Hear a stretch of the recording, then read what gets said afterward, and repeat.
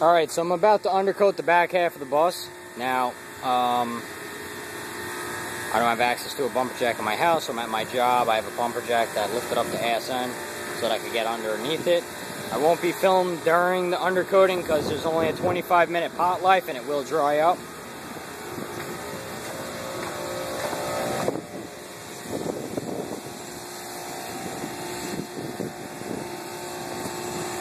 This just makes it so that it's a little easier to get under.